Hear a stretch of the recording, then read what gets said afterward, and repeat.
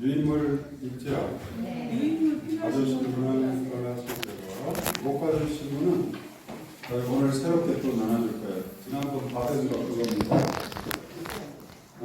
그리고 아까 기도할 때 어떤 분이 나는 못 믿겠습니다 그랬는데 거기서부터 시작해 볼까요?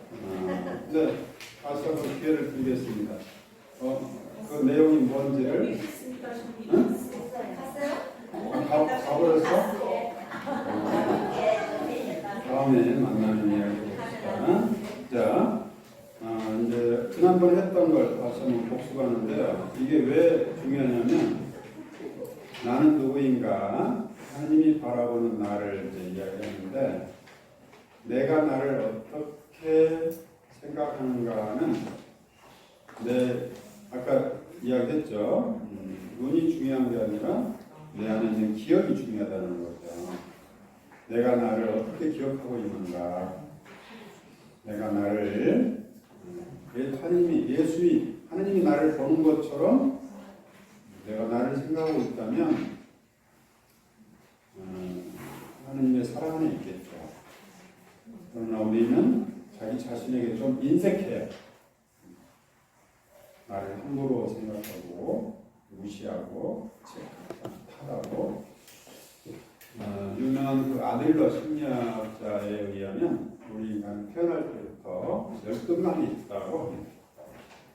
그 사람의 일생은 열등감을 채워서 열등감을 좀 더 줄이고 정말 하느님의 사랑받는 존재로 성장하는 과정이 일생이라고 보는 거예요. 그래서 부모의 역할은 그 열등감을 펼쳐버리고 너는 하느님의 우리 부모의 사랑스러운 아이고 또 사랑스럽고 늘 믿고 희망하는 아이고 하느님도 너를 이렇게 소중하게 여기고 자연스럽게 여기는 하느님의 소중한 존재다고 끊임없이 일러주면 이제 열등감을 보상하고 내가 열등감 지배적인 삶이 아니고 열등감을 풀어버리고 뭔가 자기 자신을 자랑스럽게 여기는 자부심 넘치는 삶으로 된다는 거예요. 근데 이게 이제 우리 인간의 첫 만남이 참 중요한데 부모를 잘 만나는 게 참 중요한 거죠. 왜냐하면 어린아이에서 부모는 그 세계 전부거든요. 그래서 유명한 모신이라는 책을 어미 모자에다가 긴 신자. 그러니까 우리 신앙인들에게 하느님이 신인 것처럼 아이들에게 있어서 신과 같은 존재는 부모라는 거예요. 특히 어머니. 어머니 뱃속에서 5개월 동안 자라고 나와서는 거의 30년을 부모 품안에 항상되잖아요. 세상 나오기 전까지. 그러니까 부모가 자기 세계 전부를 찾아오고 있죠. 그런데 첫 단추를 잘 끼면 이게 뭐냐면 우리 100일 잔치라는 거 100일만 아이들이 행복하게 해주면 아이들은 공부하지 말라고 해도 한다는 거예요. 그렇게 태어난 거예요. 자녀들. 그런데 첫 단추를 잘못 낄 때 예를 들어서 아이를 재워놓고 장에 가까웠는데 시장에 가까웠는데 아이가 잘 자고 있어서 문제 없는 줄 알았는데 아이는 울다 지쳐서 지쳐가지고 자고 있었던 거예요. 그런데 부모 갔다 오니까 모르는 거예요. 그게 이제 습관적으로 이제 시장에 가는 시간이 되는 거예요. 반복되다가 나중에는 아이가 계속 부모에게 신호를 했는데 무시당하니까 이 세상 안 되구나 하고 물론 무의식적으로 그러겠죠. 무의식적으로 자기 속에 빠지는 게 이게 자폐라고 합니다. 자폐죠. 그거는 자폐를 후천성으로 봐요. 후천성. 부모만 잘못 만나가지고 어떤 어린아이도 세상에 탄생할 때는 건강한 아이로 탄생을 하는 거고, 그런데 부모가 그렇게 제때 케어를 안 해주는 거예요. 케어를 안 하면 특별한 건 아니에요. 거기 책에 보면 똥 누르려고 할 때 적당하게 배려해줘. 오줌 들어가도 배려해줘. 먹을 때 배려해줘. 잠잘 때 배려해줘. 끝. 더 이상 뭐 해달라는 게 아니에요. 가르쳐달라는 게 아니고, 아이가 편안하게만 해주면 100점짜리 부모라는 거예요. 근데 아이의 그 생애 주기나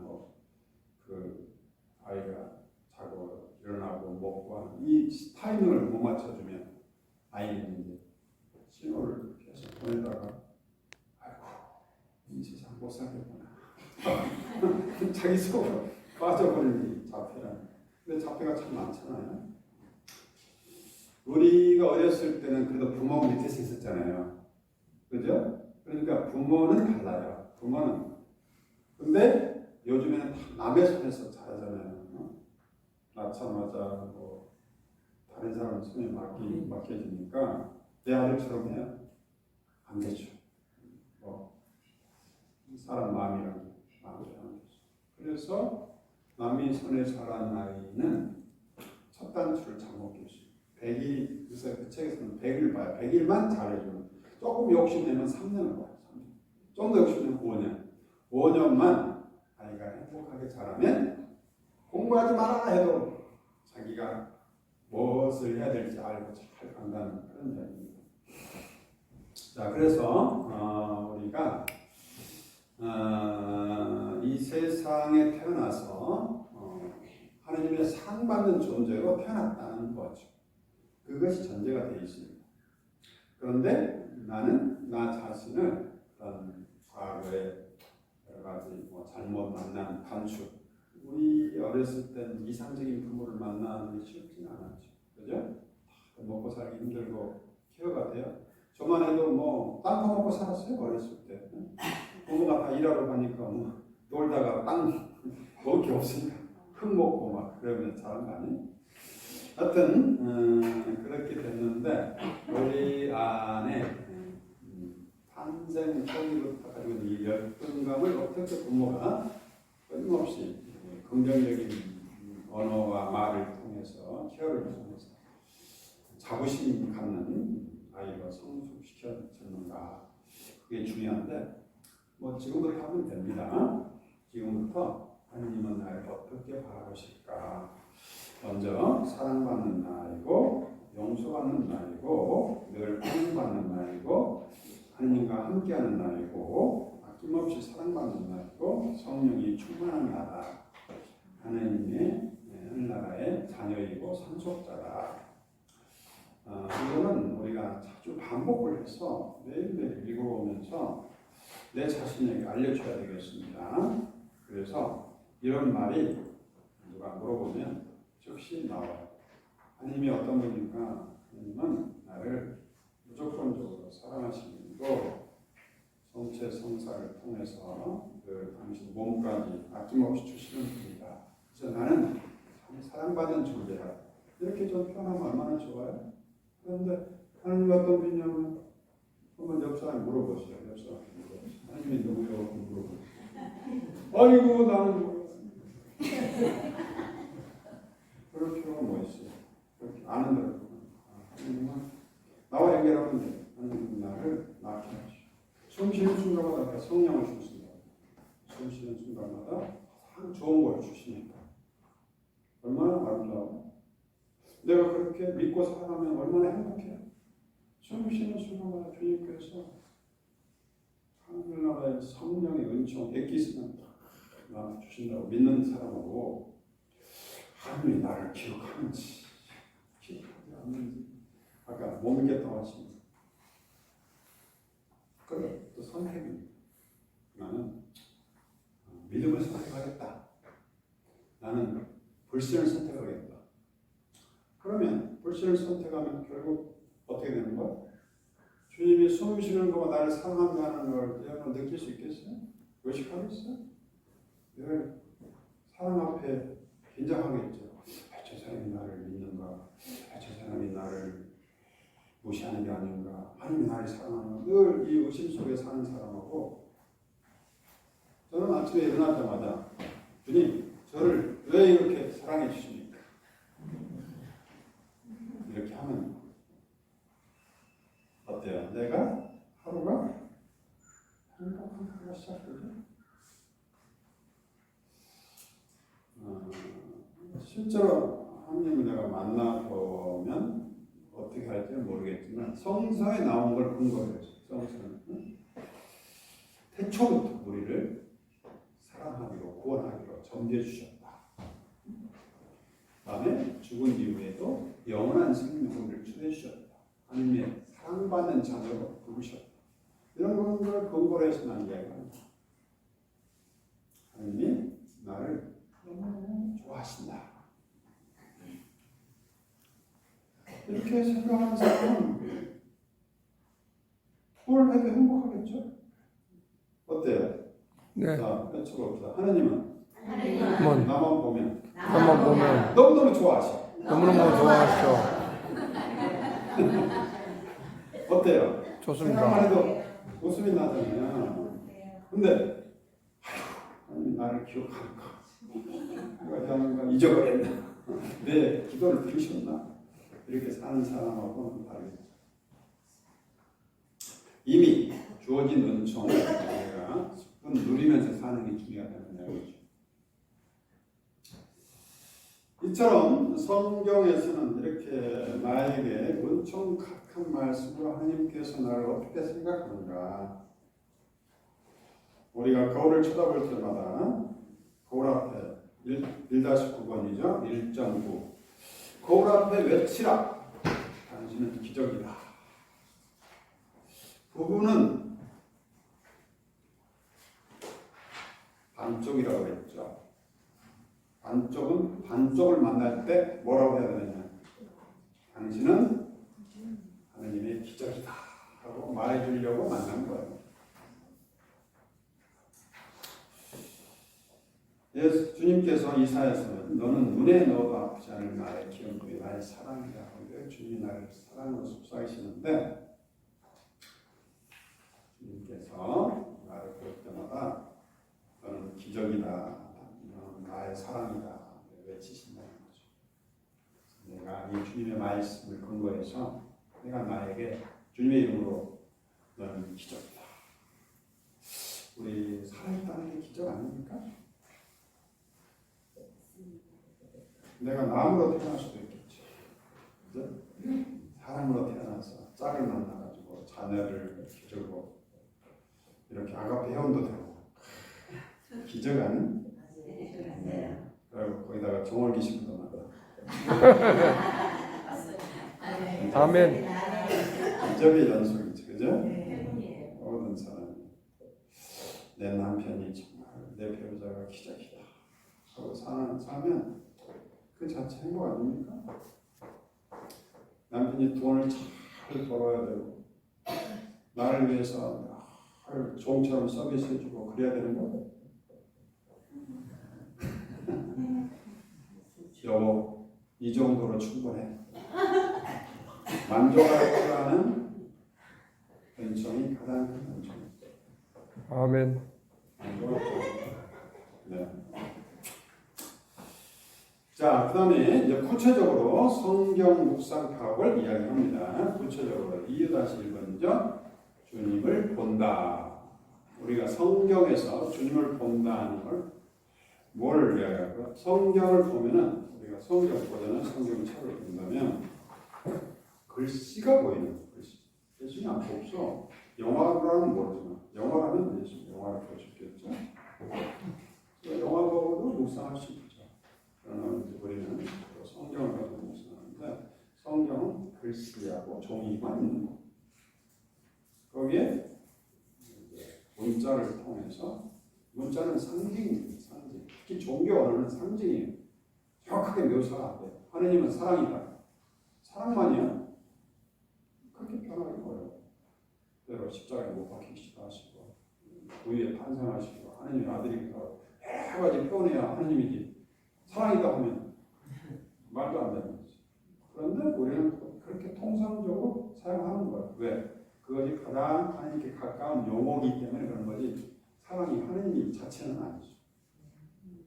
그래서 모든 종교 용어가 다 상징입니다. 왜냐하면 종교는 너무너무 광범위한 인생 진리에 대해서 이야기하고 있기 때문에 상징으로밖에 표현이 안 돼요. 그래서 종교가 처음에 들어온 사람은 참 생소하죠. 시간이 걸리는 거죠. 믿기가 쉽지는 않아요. 자, 오늘 주님을 본다 할 때는 일단 여러분이 나와 인격적인 관계를 맺으려면 먼저 할 일은 우리가 다른 사람과 나와 연결을 하려면 우리가 다 연결을 하려면 감각기관으로 할 수밖에 없습니다. 다른 길이 없어요. 이게 막혀버리면 막혀집니다. 시각, 청각, 체각, 때로는 후각, 때로는 미각, 이런 모든 감각기관으로 외부하고 연결합니다. 그래서 이 감각기관으로 연결된 정보를 내가 머릿속에서 읽어내는 거예요. 읽어낼 때 눈으로 비친 걸 다 입력하는 건 아니에요. 무엇을 입력하는가? 사전에 내가 가지고 있는 기억 정보에 따라서 입력하는 거. 그래서 기억 정보가 중요한 거. 예를 들어서 치매가 됐다면 아무리 봐도 기억이 없어요. 몰라. 심지어 내 딸도 몰라. 심하면 심해.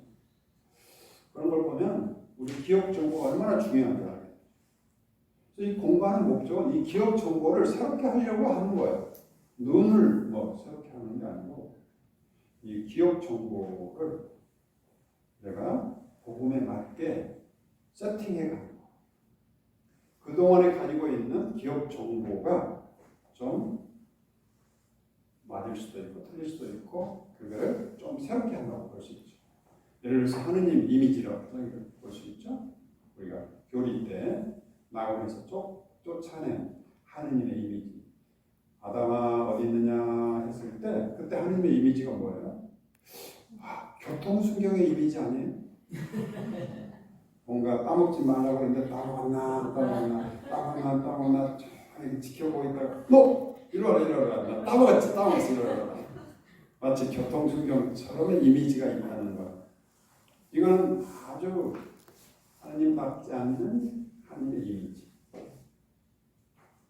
그걸 성경을 다르게 해석해 볼 수가 있겠죠. 하나님께서 그 만물을 창조하시고 보시 좋다 했잖아요. 그리고 인간을 무슨 모습대로 당신 모습대로 창조하셨어요. 그러면 사람을 사랑한다는 거 아니에요? 감시 대상이 아니고 쓸까 맞을까 그런 감시하는 어떤 벌점 들려는 그런 대상이 아니고 어떻게 사랑할까를 늘 생각하는 하나님의 이미지여야 되죠. 그래서 여기 네 마음대로 하되 한 가지 동상 가운데 있는 선과 악을 알게 하는 나무는 혼자서 독차지해서는 안 된다. 모두 다 공유해야 될 그런 소중한 거다. 하지 말라는 그런 표현이죠. 그런데 뱀의 뼈에 들어가서 내가 하나님과 똑같이 돼야지 하는 마음으로 까먹었다요. 그럴 때 하나님께서 아담을 불렀어. 아담아, 너 어디 있느냐 하는 질문이죠. 이때 하나님은 어떤 마음을 갖고 아담을 바라볼까요? 교통순경의 마음이요? 아니면 아버지의 마음, 어머니의 마음? 성경 전체 근거에서 이야기해 보면 하나님은 창조하시고 또 재창조하시고 사랑하시고 사랑으로 구원하신다는 말이지 하나님은 이 세상을 단죄하려고 오셨다고 하지는 않죠. 요한복음 3장 16절에 말씀입니다. 하나님은 당신 사랑하는 아들까지 내줄 정도로 우리를 사랑하셨다. 사랑하시고 방제하려고 아니라 구원하려고, 심판하려고 아니라 사랑하려고 오셨다고 분명히 강조합니다. 이런 전반적인 하느님의 어떤 하느님 관을 우리가 생각해 볼 때, 아담아 어디 있냐는 이 질문은, 아담아 네가 또 해서는 안 될 일을 해버렸구나. 아담아 이리 와, 내가 다시 회복해 줄게. 그런 마음으로 찾아오지, 교통수의 마음으로 너 벌점 너 20점이야 20점 이런 거 하려고 하나님이 아담을 부른다고 생각하는 자체가 너무 하느님과 멀어져 있는 생각이에요. 이런 하느님의 이미지를 갖고 가요. 그래서 끊임없이 우리를 부르시는데, 부르시는 목적은 하나님 창조를 하신 주, 세상을 창조하신 주님은 인간이 흩어버린 질서와 죄로 멀어진 관계를 회복시켜 주려고 부르시는 겁니다. 기쁜 소식 아니에요? 그래서 아담이 주님 하나님 부르시니까, 오 주님 저를 부르셨으니까 성모님처럼 설레는 마음을 갖게 있잖아요. 그런데 아담은 부끄러워. 왜? 죄책감. 하나님 앞에 부끄러워 숨었습니다. 이게 우리 신자들의 모습이에요. 그러지 말라. 하나님은 우리를 교통순경으로 본 게 아니라 죄 참과 회복하고, 그래서 잃어버린 양을 찾아 헤맨다는 거예요. 근데 나는 잃어버린 양 아니에요. 아닌데 그냥 오늘만 잘못한 거니까 그래서 부끄러워하는 거예요. 이렇게 하지 말라고. 있는 그대로 주님께 나가서 나를 또 새롭게 재창조하신 주님의 놀라운 능력을 믿는다. 그런 측면에서 우리가 하느님의 이미지를 쇄신해 가기 위해서 내가 가지고 있는 이거를 심리학에서는 내 머리, 뇌 안에 있는 프로그램이라고, 뇌 프로그램, 뇌 생각이라고 볼 수도 있고, 뇌 신앙관이라고 볼 수 있고, 뇌 철학이라고 볼 수 있고, 내가 가지고 있는 지금까지 모든 내 경험을 비추어서, 공부한 걸 비추어서 가지고 있는 세상 바라보는 세상관이라고 볼 수 있어요. 이 관을 새롭게 해주기 위해서 성경의 예수님을 잘 보고 그 이미지를 쇄신해 가야 된다. 주님 중심 복음 묵상이 어려운 게 바로 여기에 있습니다. 이 머릿속에 있는 낡은 하나님 관으로 성경을 보니까 사랑하는 주님보다는 벌 주는 주님의 이미지가 많은 사람은 어려워요. 자, 잃었던 아들의 비유에 나오는 세 인물이 있잖아요. 한 분은 아버지, 한 분은 큰아들. 많은 사람들이 작은 아들에 꽂혀요. 나는 냉장고로 들어왔습니다. 나는 작은 아들과 같은 삶을 살았습니다. 끝! 이렇게 해버리고 만다면 거기에 복음의 핵심은 아버지 이야기거든요. 아버지는 작은 아들이 헌신하고 들어왔지만 발견하가 입을 맞추고 잔치를 베풀어주는 자비로운 하나님이다. 오늘 자비의 주님, 자비로운 하나님이라는 이미지를 드러내고 있는 겁니다. 그래서 우리가 이런 성경을 읽을 때 자비로운 하나님의 이미지가 많이 들어있으면 우리가 어떤 성경 정보를 읽을 때, 예를 예수님께서 자키오야 부를 때 톤이 어떤 톤일까를 한번 생각해 본다면, 자키오 너 일로 와봐 하는 톤일 수도 있고, 막혀야 무슨 일이야. 오늘 내가 네 집에 좀 오고 싶다. 톤이 참 중요해요. 그러니까 톤에 그 사람의 감정, 인품이 담겨 있습니다. 그런데 벌 주는 하나님이라면 또 왜 사람이 내가 지나가는데 이 나무에 올라가서 이렇게 어른이 이렇게 점잖지 않게 그러고 있는 거야? 일로 와봐. 이렇게 볼 수도 있지. 근데 그런 예수는 아니지. 그래서 우리가 이 머릿속에 가지고 있는 사전 기억 정보가 그것이 새로운 정보를 받아들일 때 여기서 무슨 역할을 하냐면 비교하고 현재 정보와 과거 정보와 비교해요. 받아들일 만한가? 아니, 이게 굉장히 순간적으로 이루어지는 거예요. 비교하고 그 다음에 예측을 해요. 예측. 예를 들어서 제가 여기 나무 꼭대기만 보이잖아요. 밑에는 잘 안 보여요. 근데 이것만 봐도 밑에를 내가 상상할 수 있죠. 왜? 내 안에 사전 정보가 있기 때문에 가능해요. 근데 이 나무에는 전혀 사전 정보가 없다면 위만 보고 내가 절대 몰라. 이처럼 우리 머리 뇌는 예측을 끊임없이 합니다. 그래서 코끼리 다리만 만지고 이건 코끼리야 예측하는데 왜냐하면 사전 코끼리 정보가 있습니다. 그러나 한 번도 코끼리를 그림으로라도 보지 않는 사람은 다리만 보고 이 소리네 이렇게 보지 코끼리라고 보지 않겠지. 이만큼 사전 정보는 굉장히 중요한 거예요. 그래서 우리가 가지고 있는 이 사전 정보가 새로 받아들인 이 정보를 성경의 내용을 읽을 때 범주화예요. 범주가 뭐냐면 이 예수님은 사랑의 표현을 하는구나 하고 범주할 수도 있고 이 예수님은 야단 치려고 지금 준비하고 있구나 하고 범주할 수도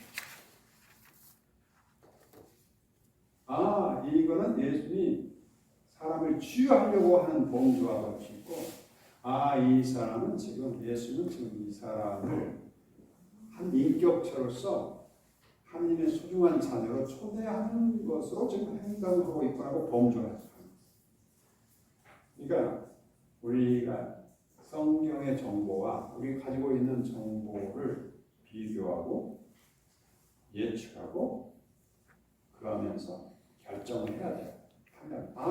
이거는 사과구나. 사과는 먹어야지. 그래서 행동이 나오는 거예요. 이 행동은 예수님께서 누군가를 인정하고 사랑하고 한 인격체로서 키우기 위해서 나간 자의 손을 붙잡고 내 믿음을 살렸다고 하시는 거구나 하고 범주화해 가는 거예요. 그래서 이 범주화해 가야 예수님은 우리를 사랑하는 분입니다라고 범주화해 가는 거예요. 범주화는 카테고리제이션이고 카테고리 하는 거.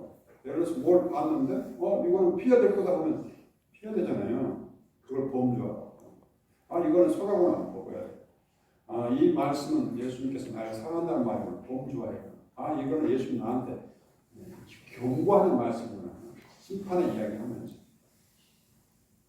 이처럼 우리가 성경을 읽을 때 문자를 읽지만 그 문자 정보를 받아들이는 우리 뇌에서는 그런 복잡한 일이 작용을 해서 어떤 행동이 나오는데 그 과정은 일단 눈으로 받아들인 정보가 사실 머릿속에 있는 기억 정보를 가지고 비교하고 그 다음에 추측하고 점점 발전해 가요. 그러니까 성경 지금 읽을 때와 10년 후에 읽을 때 아주 달라요.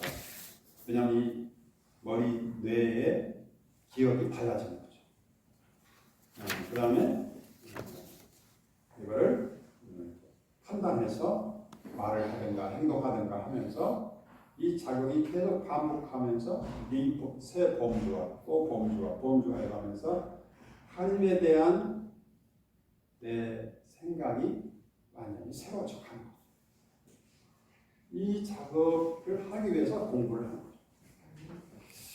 그런데 우리는 그동안 이 범주화를 하느님에 대한 이해를 키우는 데 써버리기보다는 이 기억을 죄 없애는 데만 써버리니까 죄 지었냐 안 지었냐 잤사냐 못 사냐 이쪽으로 하다 보니까 그리고 누구에 대한 범주화예요. 자기 자신에 대한 범주화를 멈춰버렸기 때문에 하느님에 대한 지혜가 멈춰버린 거예요. 그래서 하느님 이야기라고는 아무 말도 못합니다. 그러니까 하느님을 공부해야 될 시간에 자기 공부로 끝내버려요. 제대로 된 공부가 아니라 못한 거, 잘못한 것만 주워 쓰면서 자기 이야기했다가 자기 잘못 이야기했다가 10년 전에 이야기했다가 2년 전에 이야기했다가 그것도 안 되니까 또 남편 잘못 꺼냈다가 그것도 안 되니까 시어머니 잘못 꺼냈다가 그러다가 세월 다 가는 거죠. 그러니까 우리가 얼마나 시간을 이렇게 낭비해버리고 그렇다고 아무 발전도 없고 그런데 이제는 여러분이 예수님이 무슨 말을 했는지 일단 가장 중요한 게 시각 정보를 통해서 성서 말씀 예수님께서 나와 한 자를 만졌다. 이거는 시각 정보 만졌다는 거의 글씨 물론 우리가 글씨만 보지만 글씨를 통해서 우리 머릿속에는 사전에 만졌다는 그 이미지 정보가 연합해서 예수님께서 사람으로 만졌겠구나 하고 추측해 가는 거예요. 이 작업이 순간적으로 이루어지고 있습니다. 그래서 우리가 나와 한 자를 따뜻하게 만지시는 주님의 이미지가 떠오르는 그래서 우리가 이 이미지를 떠오르면서 주님을 만나는 거예요. 만난다는 게 별것 아닙니다. 주님이 따뜻하게 바라보시고 손을 만지는 이런 모습을 마치 본 듯이 생각하고 있으면 만나는 거죠.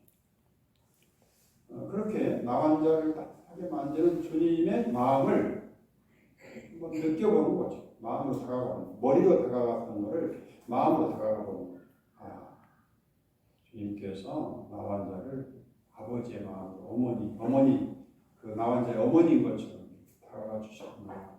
그러면 나도 직접적으로는 아니지만 간접적으로 따뜻해지는 거죠. 이때 내가 마치 예수님이 나와 한 자를 만들듯이 예수님이 나를 만진다고 갑자기 대체해버리면 물타기가 됩니다. 물타기하면 안 돼요. 왜? 지금 나와 한 자와 나는 다른 처지죠. 그죠? 예수님이 나를 만지는 거하고 나와 한 자 만지는 거하고 다른 차원인데 그래서 예수님이 나와 한 자를 만지는 그 모습을 만나요. 그래서 이게 1단계예요. 1단계는 오늘의 출시라고 하는데 2단계에서 나와 한 자를 따뜻하게 만지는 그 예수님이 나도 이렇게 따뜻하게 만져주신다고 2단계 가서는 내 이야기 할 수도 있지만 일단 우리는 1단계 작업을 하고 있는 겁니다. 자, 그래서 주님을 본다, 말씀, 그 다음에 행동, 나와 한 자 만지는 행동, 그 다음에 나에게 바라는 게 뭡니까 하고 물어보는 이런 생각 정보, 그 다음에 따뜻한 마음으로 나와 한 자를 만나시는 그 주님의 인품, 모습, 마음을 바라보는 거죠. 이게 주님 주신 복음상입니다. 그러니까 우리가 여러분이 저를 만나고 제가 여러분을 만날 때 똑같이 합니다. 말을 듣잖아요. 저 사람이 주님 안녕하세요. 말을 듣고 그 말하는 그 톤과 행동을 보고 이 사람이 나를 좀 이렇게 존중해 주구나. 근데 어떤 톤은 나를 그냥 함부로 하네요. 라고 그럴 수도 있죠. 그러니까 만나는 소리를 듣고 말을 듣고 그의 톤, 행동을 보고 그 다음에 그의 마음을 내가 읽어내면서 내가 저 사람을 내가 잘해줘야겠구나 이런 마음 이게 만남 아니야? 똑같아요. 그러니까 우리가 일상에서 사람을 인격적으로 만나. 인격이라는 건 뭐야? 인격의 가장 첫 번째는 사람과의 관계, 첫 번째는 시각, 청각, 칠각을 활용을 해서 사람을 있는 그대로 바라보는 것을 시작하는 거예요. 우리가 성경을 볼 때 이렇게 예수님이 뭐라고 했는지 시각적으로, 청각적으로, 칠각적으로 바라보면서 그 정보를 내가 간직하면서 머물러 있는 거죠. 그래서 주님을 본다. 내가 아니고 과거는 나를 봤잖아요. 아, 내가 잘 살았니 못 살았니 반성하고 그러면서 나를 봐버린 거예요. 그러지 말고 주님을 보라는 거예요.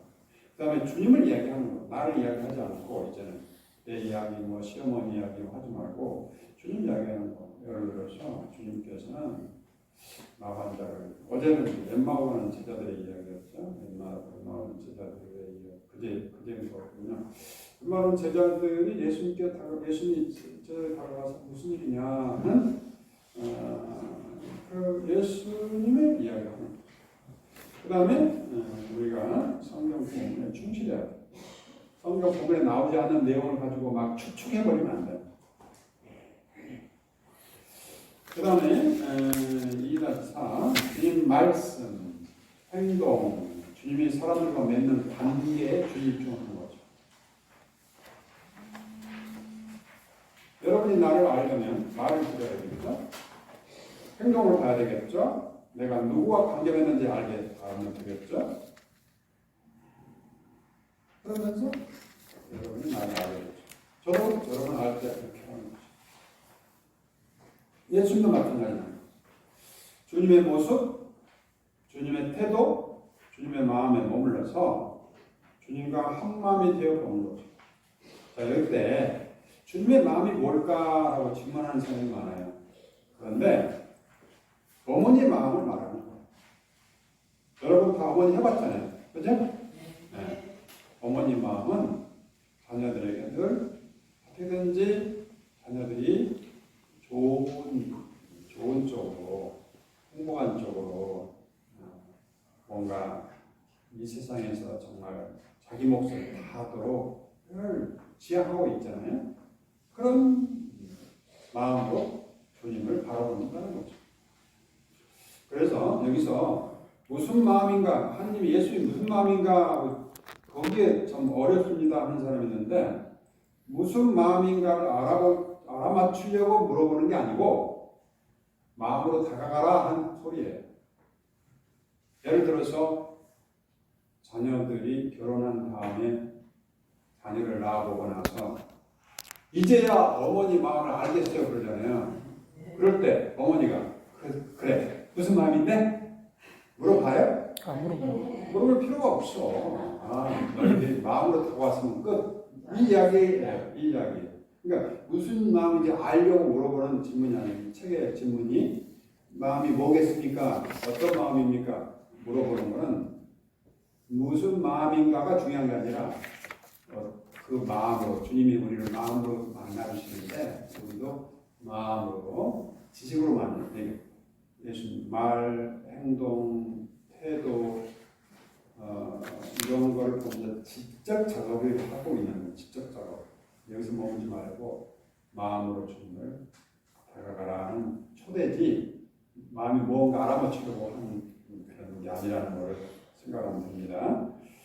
그래서 엄마의 마음이면 뻔하죠. 뭐 사랑하는 마음, 뭐 친절한 마음, 뭐 잘되기를 바라는 마음, 뭔가 재창조하고 싶은 마음, 뭔가 다시 회복시켜 주신 마음, 용서하는 마음 그런 것들을 생기면 되는 거예요. 자, 그 다음에 말씀의 예수님을 마치 영화보듯이 바라보면서 주의 집중합니다. 주님의 마음을 먹으니까. 그 다음에 인격적인 갖고 맺고 있는 예수님께 주의 집중하는데 예수님이 사람들에게 어떻게 관계 맺는가를 잘 보면 예를 들어서 나 환자를 대할 때 어떤 마음이 걸까? 손을 잡고 우리에게 질문을 던지잖아요. 이건 굉장히 인격적인 표현입니다. 부부가 관계를 잘 맺으려면 질문을 자주 하는 게 좋아요. 그것도 왜라는 질문을 하면 안 돼요. 왜 그랬어? 그런 질문은 가능한 피해요.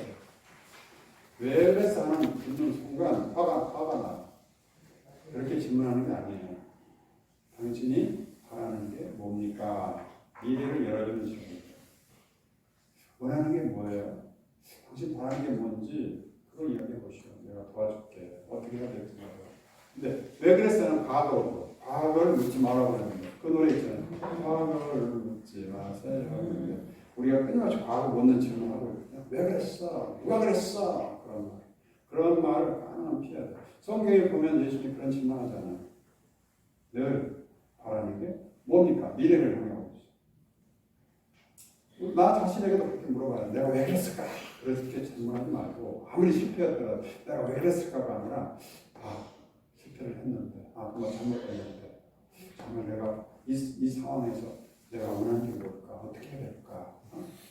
하나님은 어떤 쪽으로 나를 또 초대해 주실까? 미래를 열어가야 돼. 이런 질문을 하게 되면 그 순간에 모든 에너지를 다해서 다시 시작해 볼 수가 있는 거예요. 이렇게 해서 우리가 예수님이 사람들에게 다가갈 때마다 멋있는 질문이에요. 바라는 게 뭡니까? 무슨 일로 걱정합니까? 하면서 함께 해주시는 거죠.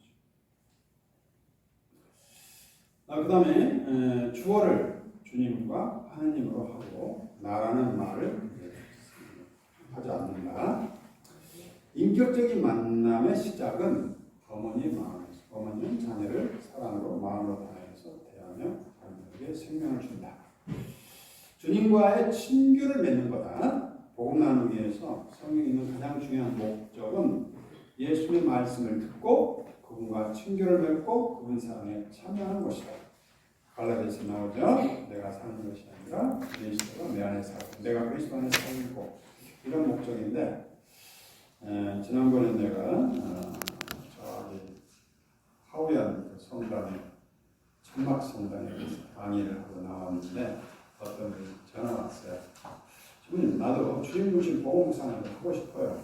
좋아요. 내가 우리 그룹 모임에 초대했는데 이런 거 말고요. 뭐 계속 강의만 듣고 싶어요. 강의만 들을 때는 아는 것 같아요. 그런데 해보면 잘 안 돼요. 내 것이 아니에요. 내가 낚시질을 해봐야지. 낚시하는 거 계속 먹기만 하면 낚시할지 내 것이 안 돼요. 내가 누구한테 알려줄 수가 없어. 맨날 듣기만 하는 거죠.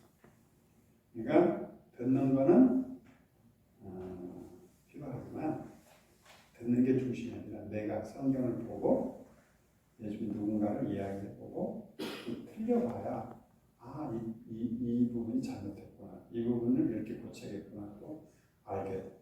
그래서 제가 그룹나무 하면서 잘 듣고 이 부분을 이렇게 한번 해봅시다 하고 내가 이렇게 해주고 있어요. 지금 전국적으로 참 많은 그룹이 형성되어 있어요. 5명 정도 모여서 줌으로 그 시간으로 대화를 시간 맞는 사람이 전국적으로 그룹이 되어 있는 거예요. 이번에 미국에도 2팀이 형성돼서 말고 끝나가요. 근데 그 팀들은 아주 잘하더라고요. 한지 지금 한 3개월밖에 안 됐는데 그래서 그 사람들이 중심이 돼서 이제 미국에 좀 터질 것 같아요. 자, 2-12번 같이 읽어볼까요? 진정한 목사는 언제나 하나님 중심이고 그리스도 중심이지 결코 자기 자신을 중심에 놓지 않는다. 이거는 유명한 말씀에서 샘솟는 기도라는 책을 쓴 엔초 비앙키가 하는 말인데 이분이 쓴 책이 바로 렉시오 디비나라는 유명한 성독을 말합니다. 렉시오 디비나 많이 들어봤죠? 네. 렉시오 디비나 거룩한 독서라고 해서 제가 이 거룩한 독서의 피정도 가서 해봤는데 거룩한 독서가 성경을 통해서 주님 만나게 하는 좋은 방법이에요. 그런데 내가 이 책도 보고 가서 세미나도 참여해봤는데 제가 제시하는 주님 중심 복음 묵상처럼 자세하지는 않아요. 그냥 성경 읽고 주님 말씀을 반복해라만 나오지 내가 이야기한 것처럼 무슨 말 했는지, 무슨 행동했는지, 누구와 관계 맺고 있는지, 거기서 예수는 어떤 마음인지, 왜 주님 중심으로 해야 되는지, 그러면서 우리가 주님에 대한 이미지, 생각을 점점 키워가는 이런 구체적인 방법은 없어요. 거기에. 제가 이걸 시작한 지 8년 되는데 또 다른 신부님하고 같이 둘이서 하고 있어요. 하고 있는데 이것이 우리 천주교를 살리는 길이라고 나는 생각해요. 왜냐하면 주님을 만날 수 있습니다. 님을 만나야 뽕 따는 게 재밌죠. 그죠? 자, 그래서 2-13번 이건 계시 현장이라고 2차 바티칸 공회 문헌이에요. 그러니까 2차 바티칸 공회가 1961년에서 시작해서 65년에 끝났어요. 2차 바티칸 공회가 과거의 교회 공회의 가장 혁명적인 공회, 2차 바티칸 공회가. 이때 계시 현장은 성경을 이렇게 읽으시오 하는 성경 안내 지침이에요. 계시 현장, 성경 말씀이 계시거든요. 계시 말씀. 그래서 계시 현장이라고 있는데 계시 현장을 이렇게 읽으라는 거예요. 말씀이 뭐냐? 나를 비추는 거울이 아니라 예수 그리스도의 인격이라는 것을 이야기하는데 계시 현장에 하는 표현이죠. 이게. 이거 볼까요? 하늘에 계신 아버지께서는 성산에서 사랑으로 당신 전으로 만나시며 그들과 함께 말씀을 나누십니다. 커뮤니케이션 하신다. 대화하신다. 그러니까 예수님이 일방적으로 사랑하라, 사랑하라는 게 아니라 바라는 게 뭡니까?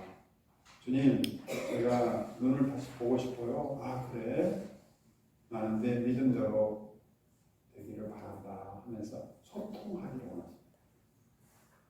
그래서 우리가 평소에도 주님, 제가 남편을 좀 더, 배우자를 좀 더 사랑하고 좋은 가정을 꾸리고 싶은데 내가 어떻게 하면 좋습니까? 아, 그래? 야, 내가 그런 생각을 하니까 나도 그대로 어떻게 도와줄지 참 기쁜 마음이 든다. 주님, 오늘은 내가 배우자에게 어떤 말을 해주면 좋을까요? 너도 나처럼 배우자에게 한번 질문을 한번 해봐라.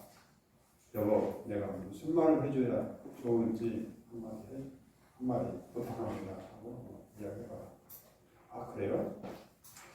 이처럼 우리가 상대방에게 물어보는 게 되게 중요해요.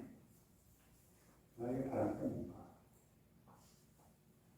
나도 나 자신에게 질문하는 필요해요. 내가 정말 바라는 게 뭔가? 내가 10년 후에 내가 어떤 모습이 되기를 원하는가? 나는 주님께 갈 때, 하늘나라 갈 때 나는 어떤 모습을 하고 가기를 원하는가? 생각해 보시죠. 중요한 거 아니에요?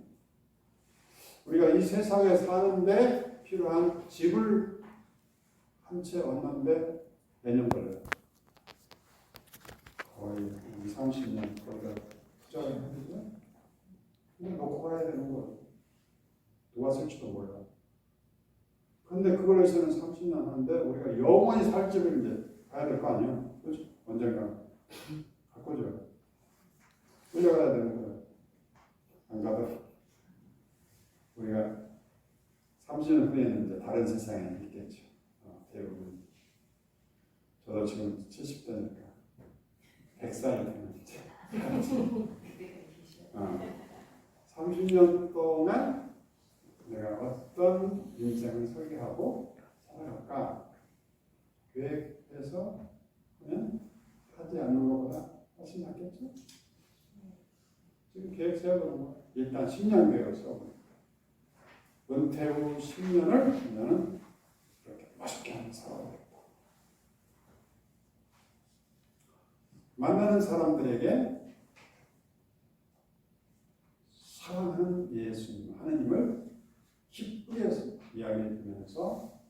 사람들이 하나님을 예수를 만나고 행복한 삶을 살게 해주는 사제로 내가 우뚝 서겠다. 꿈이 멋있잖아요. 어때요? 이런 멋진 꿈에 여러분도 참여하고 싶잖아요. 네. 여러분도 10년 동안 그런 존재가 돼서 누구를 만나든지 이렇게 행복하게 나도 행복하고 또 그 내가 만났던 내가 소개해줬던 그 주님으로 인해서 사람들이 행복하면 이보다 더 큰 선물이 있나요? 내가 주님 만났다는 거, 주님 나를 사랑한다는 거, 아낌없이 숨쉬는 순간마다 주님이 나에게 가장 좋은 거 성령을 주신다는데 이걸 잊어버리니까 우울증거리는 아니에요. 우울증거리고 하나님이 나를 사랑하나,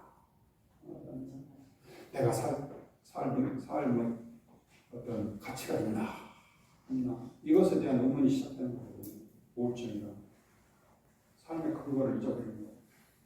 근데 요즘에 암 걸린 사람도 많지만 암 환자보다 더 많은 게 우울증 환자라고 하는데 우울증이 왜 시작되느냐? 사랑에 대한 미시 빠져버린 거죠. 누군가가 사랑해주는 사람이 없다고 생각합니다.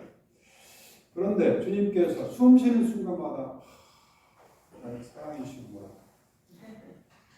생각하기도 하고 믿고 살아가기도 하고 글쎄 주님이 나를 기억하고 있는지 아닌지 그것이 나는 의심이 된다 하고 살아가는 사람하고 삶의 질이 다르겠죠. 어떻게 보면 믿음이라는 백지한다는 차이예요. 오늘 우리가 성경을 읽고 숨 쉴 때마다 성령을 주신다고 이걸 내가 반복하면서 숨 쉴 때마다 나는 용서를 한번 되는 줄 알았더니 이 숨 쉬는 순간마다 성령을 주신다니 놀라운 사실 아니에요? 놀라운 사실이에요. 숨 쉬는 순간마다 나를 알고 나에게 가장 좋은 거 우리 주님이 우리에게 뭘 줄 때 쓰고 남은 거 주겠어요? 아이 내 딸 이거나 먹어라 결코 그러지는 않겠죠. 사랑이라는 하나님은 나에게 필요한 가장 좋은 걸 주시겠지. 이렇게 준다고 생각하고 살아간다면 그 자체로 내가 행복하고 건강하고 뭔가 늘 자신감이 있고 어디서든 떳떳하고 자랑스럽고 그런 거 아니에요? 이게 믿음이 주는 충식. 그래서 하늘에 계신 아버지 성산의 사랑으로 당신을 만나시며 사랑으로 만난다는 사랑으로 심판하기 위해서 만난 게 아니고 벌주기 위해서 만난 게 아니고 사랑으로 만나시며 그들과 함께 커뮤니케이션, 친교, 서로 주고받는 관계를 맺고 싶으시다. 이게 성경 말씀입니다. 그러니까 성서 말씀을 통해서 주님 나 환자를 이렇게 따뜻하게 대하시고 자키오를 이렇게 대하시는 주님을 바라볼 때 주님은 우리 마음 한가운데 계신 것 같아요. 자키오의 마음을 내꺼주시고 환자의 마음을 이끌어주시고 마음으로 들어가서 그 사람을 완전히 하나님의 소중한 존재로 재탄생시켜버리는데 이런 주님을 내가 알고 있다는 게 내가 얼마나 자부심이 있고 행복한지. 그래서 내가 성경 읽을 때마다 이제는 설레게 돼요. 오늘 주님이 나를 어떤 모습으로 나를 만나주시고 나를 또 새롭게 해주실까. 자, 그 다음에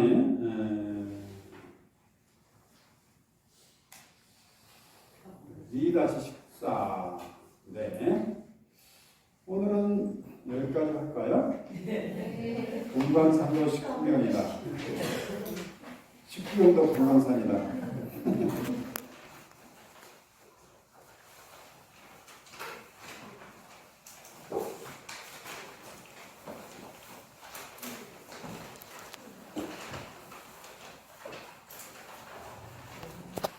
성부와 성자와 성령의 이름으로 아멘.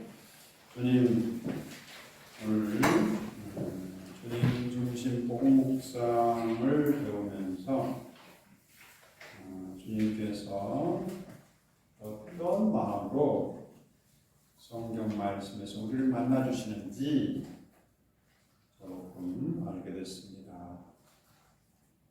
주님께서 이렇게 우리에게 뭔가를 주고 싶어 하시는 따뜻한 마음을 우리가 품고 성경을 대할 때마다 주님을 사랑하는 주님으로 만나고 그 사랑하는 주님이 우리 마음에 가득 담겨 있게 우리를 이끌어 주시옵소서. 우리 그리스도를 통하여 비나이다. 아멘. 주님께서 여러분과 함께 또한 사제형과 함께 전하신 천주 성부와 성자와 성령 우리 모두에게 보고하소서. 아멘. 네, 맛있게 드세요. 감사합니다. 박수.